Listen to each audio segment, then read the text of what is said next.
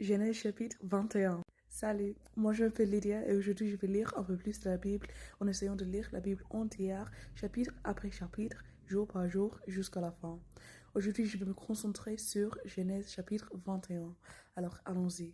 Et désolé, je suis malade. Oui, je suis malade. Alors, je sonne comme ça. Mais oui, allons-y. La naissance d'Isaac, fils d'Abraham et de Sarah. Le Seigneur fait du bien à Sarah comme il l'a dit. Il fait pour elle ce qu'il a promis. Elle devient enceinte et elle donne un fils à Abraham au moment que Dieu a annoncé. Pourtant, Abraham est déjà vieux. Le fils de Sarah lui donne. Abraham l'appelle Isaac. Il le circoncis à l'âge de 8 jours, comme Dieu l'a commandé. Quand Isaac naît, Abraham a 101 ans. Sarah dit, Dieu m'a fait rire de joie. Tous ceux qui apprendront la naissance d'Isaac riront avec moi. Puis elle ajoute, qui pouvait dire à Abraham, un jour Sarah allaitera des enfants. Pourtant, je lui ai donné un fils dans sa vieillesse. Abraham renvoie Agar et son fils Ismaël. Isaac grandit et Sarah arrête de l'allaiter. Le jour où Sarah sèvre l'enfant, Abraham donne un grand repas. Agar, l'Égyptienne, a donné un fils à Abraham. L'enfant est en train de s'amuser, et Sarah le voit. Elle dit à Abraham, chasse cet esclave et son fils. Le fils de cet esclave ne doit pas hériter avec mon fils Isaac.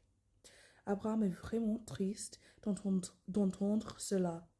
En effet, Ismaël, l'enfant d'Agar, est aussi son fils. Mais Dieu dit à Abraham, ne sois pas triste à cause du garçon et de ton esclave. Fais tout ce que Sarah te dit.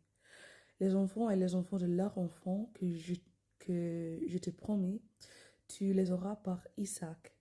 Je ferai aussi naître un peuple du fils d'Agar, ton esclave. En effet, Ismaël aussi est ton fils. Le jour suivant, Abraham se lève tôt le matin. Il prend du pain et une huître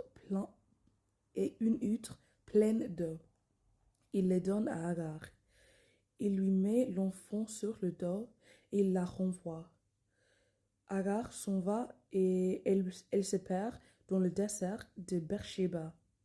Quand il n'y a plus d'eau dans l'huître, elle laisse l'enfant sur un buisson. Puis elle va s'asseoir un peu plus loin, à la distance d'une flèche. En effet, elle pense, je ne veux pas voir mourir mon enfant. Elle s'assoit donc un peu plus loin. Elle se met à pleurer. Dieu entend les cris de l'enfant. Du ciel, l'ange de Dieu appelle Agar. Il lui dit, Agar, qu'est-ce que tu as? N'aie pas peur. Dieu a entendu l'enfant crier là-bas. Lève-toi, prends ton fils et tiens-le d'une main forte. Je ferai naître de lui un grand peuple. Dieu ouvre les yeux d'Agar. Elle aperçoit un puits avec de l'eau. Elle va remplir l'huître et elle donne à boire à son fils. Dieu prend soin de l'enfant. Ensuite, l'enfant grandit et il habite dans le désert. Il devient un tireur à l'arc. Il habite dans le désert de Paran. Sa mère lui donne pour femme une Égyptienne.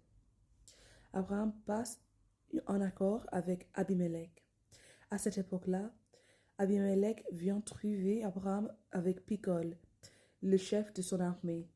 Il dit à Abraham, Dieu est avec toi dans tout ce que tu fais. Maintenant donc, jure-moi par Dieu de ne pas me trahir, ni moi, ni mes enfants, ni les enfants de leurs enfants. J'ai été bon pour toi. Toi aussi, agis avec bonté envers moi et envers le pays où tu habites. Abraham répond, je le jure. Un jour, les serviteurs d'Abimelech prennent un puits. Abraham se plaint de cette affaire auprès d'Abimelech. Abimelech lui répond, je ne sais pas qui a fait cela. Jusqu'à aujourd'hui, Tu ne m'as rien dit, j'ignorais tout. Alors Abraham prend des moutons, des chèvres et des bœufs. Il les donne à Abimelech et tous deux passent en accord. Abraham met à part 7 moutons. Abimelech dit à Abraham, ces 7 moutons que tu as mis à part, c'est pour quoi faire?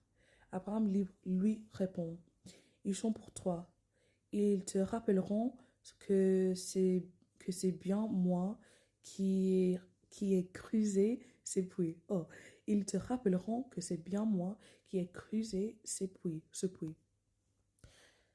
C'est pourquoi on appelle ce lieu Beersheba. En effet, c'est là que tous deux ont fait un serment.